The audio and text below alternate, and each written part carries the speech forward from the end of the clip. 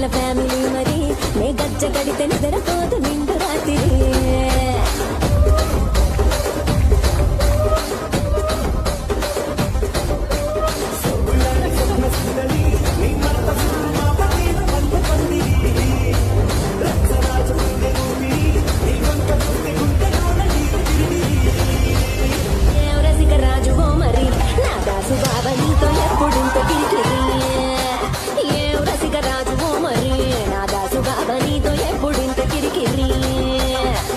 కుర్చీని మాట్లాడేసి